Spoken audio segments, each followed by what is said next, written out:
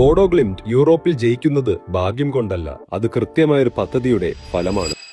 Arctic സർക്കിളിന് മുകളിലുള്ള വെറും 55,000 ആളുകൾ താമസിക്കുന്ന ഒരു പട്ടണത്തിൽ നിന്നാണ് ബോഡോ ഗ്ലിംറ്റ് വരുന്നത്. എന്നിട്ടും 2025-26 ചാമ്പ്യൻസ് ലീഗിൽ അവർ Manchester City, Atletico Madrid, Inter Milan എന്നിവരെ തോൽപ്പിച്ചു. ഇതൊരു അസാധ്യമായ കാര്യമായി തോന്നും, എന്നാൽ അവരുടെ വിജയം വർഷങ്ങളായുള്ള തയ്യാറെടുപ്പിന്റെ ഫലമാണ്. അവരുടെ ആദ്യ വലിയ ആനുകൂല്യം അവരുടെ ഹോം സ്റ്റേഡിയമാണ്. ആസ്മിറ സ്റ്റേഡിയത്തിൽ ആർട്ടിഫിഷ്യൽ ടർഫ്, കനത്ത തണുപ്പ്, ശക്തമായ കാറ്റ്, കടുത്ത ആരാധക സമ്മർദ്ദം എന്നിവയുണ്ട്. പന്തിന്റെ വേഗവും ഫിസിക്സും മാറുന്നു, അതിലേക്ക് എതിരാളികൾക്ക് പൊരുത്തപ്പെടാൻ ബുദ്ധിമുട്ടാണ്. രണ്ടാമത്തെ ആനുകൂല്യം അവരുടെ കോച്ചായ ജെറ്റിൽ നുട്സന്റെ കർശനമായ 4-3-3 സിസ്റ്റം, ശക്തമായ പ്രസ്സിംഗ്, തുടർച്ചയായ പൊസിഷനിംഗ് മാറ്റങ്ങൾ, വൈഡ് ഓവർലോഡുകൾ. ഇതാണ് അവരുടെ അടിസ്ഥാന ഘടന. ഫുൾ ബാക്കുകൾ മിഡ്ഫീൽഡിലേക്ക് നീങ്ങും, മിഡ്ഫീൽഡേഴ്സ് ബോക്സിലേക്ക് കയറും, ലോ ക്രോസുകളെയും കട്ട് ബാക്കുകളെയും പ്രധാന ആയുധമാക്കും. പന്ത് നഷ്ടമായാൽ ഉടൻ പ്രസ് ചെയ്ത് പന്ത് തിരികെ എടുക്കും. അതുകൊണ്ടാണ് അവർ സിറ്റിയെ ട്രാൻസിഷനിൽ തകർത്തതും അത്ലറ്റിക്കോയെ അവരുടെ മൈതാനത്ത് നിയന്ത്രിച്ചതും ഇന്ററിന്റെ പ്രതിരോധ ദൗർബല്യം പുറത്തെടുത്തതും. ബോഡോ ഗ്ലിംറ്റ് ഒരു ചെറിയ ക്ലബിന്റെ ഭാഗ്യകാലമല്ല,